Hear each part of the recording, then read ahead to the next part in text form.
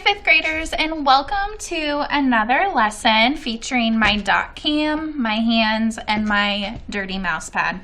So today for our reading lesson, we're going to dig a little deeper into annotating. A few days ago, we annotated our STEMscopedia, which was a little tougher because it was a nonfiction text, and we were working to answer the question, how do plants grow bigger? So we were looking for information in the text that answered the question, how do plants grow bigger? So we were looking at highlighting, circling, and making notes of all those things we were finding. Today, though, we're going to use our read aloud book, Fish in a Tree, and this lovely bookmark for me to help you annotate with sticky notes. Sticky notes are one of my favorite ways to annotate fiction books and even nonfiction. Typically with nonfiction, though, I like to print it out and then write on it. But today, we're going to use our read aloud book. This is a process that you should use while you are reading your book club book. And you'll be getting those in a few days. You're also going to get a colorful bookmark just like this that's laminated in your book club book when you pick it up. So you will have a fun bookmark, and you'll be able to use this as you annotate in your books so that when you come to book club, we can talk about some of those things that you marked up. So let's go ahead and let's get started. So one of the things that I like to do first is I like to get my bookmark, and then some sticky notes. A couple different options. I really like just the big sticky notes, but sometimes I also like to use the little sticky notes, especially if I'm putting several on a page. But what I don't like about these is there's not as much space to write and to write neatly. So usually I just choose to go with my bigger ones, but whatever you like is fine. But you need those things, and then also a writing utensil. Dixon Ticonderoga, you have 2 of those from me. They should last you quite a long time.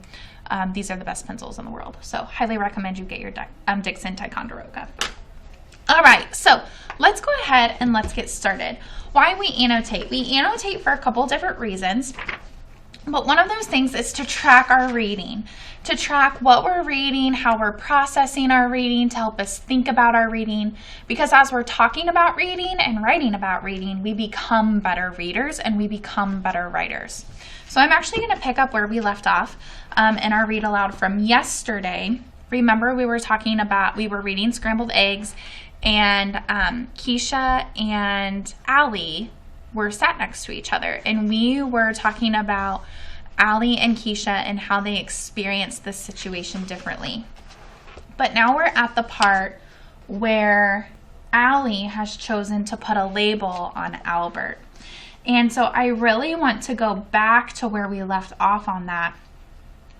And it was right here where Allie said, "They're pretty dopey." I say, "What a weirdo, huh?" in reference to Albert's shoes because he changed them. So I want to mark this with a icon from my annotation bookmark. And I'm going to put like a "this is important." I think I'm going to choose the star because, and then I also though want to put the connection because I'm making a connection between Allie and her experiences and what she's doing now, because we talked about how her classmates have put a label on her, and now she's putting a label on someone else. So I am going to choose to use my small sticky note at first. And I'm just going to set it right here for now, but I'm going to move it to where it goes on the page. So I'm going to put a little star because I think this part's important, but also draw a connection. So I see this is important and a connection because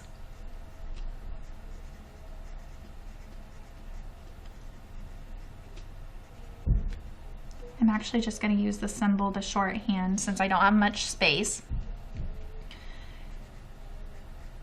Allie has been given labels.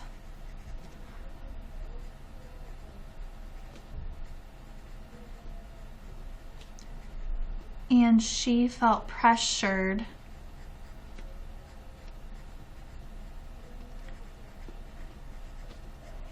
to put one on Albert.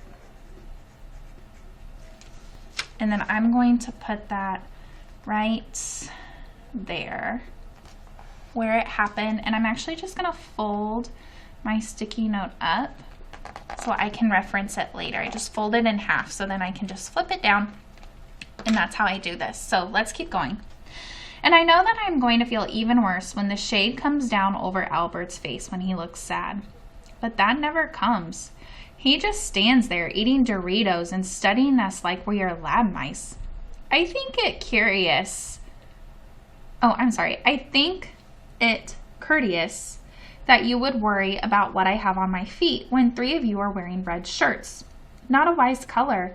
Red is the color of stoplights and signs, bad wounds, warning lights, and the most severe of sunburns.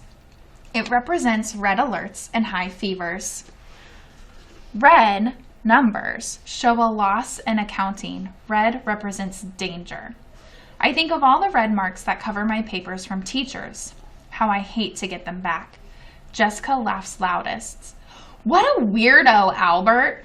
Furthermore, he says, any crew member of Star Trek's Starship Enterprise who wears a red shirt never appears in another episode. Frankly, I think you've made poor choices. They all burst into loud laughter. Albert, Max says, it's only a TV show, dude, and not a very good one either. Albert's arm stops dead on the way to his mouth with another Dorito. Not a very good one? Albert, Shay says, leaning forward a bit. You go right ahead and ignore what you look like. But it's the rest of us who suffer. We have to look at you. Actually, he says, I don't take my appearance lightly. I take you lightly. And with that, he turns and is gone before she can pull out some other mean thing. And I wish I was more like Albert. Seeing him shuffle away in those sneakers makes me want to be better. I'm not perfect, but at least I'm not mean. I want to stop there because I love this part, and I'm a little shocked that Albert stood up to Shay and Jessica and Max in such a way. So I'm going to sticky note this, and I'm going to write OMG at the top as my code, and then I'm also going to put a heart, and then I'm going to explain my thinking. I loved how Albert stood up for himself.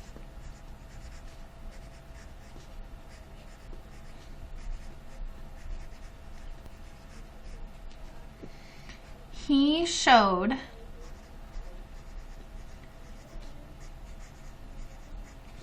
that he loves who he is more than, how do I want to word this?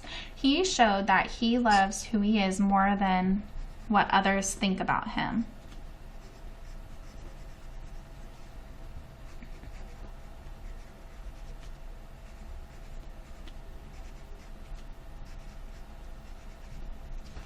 And there we have it.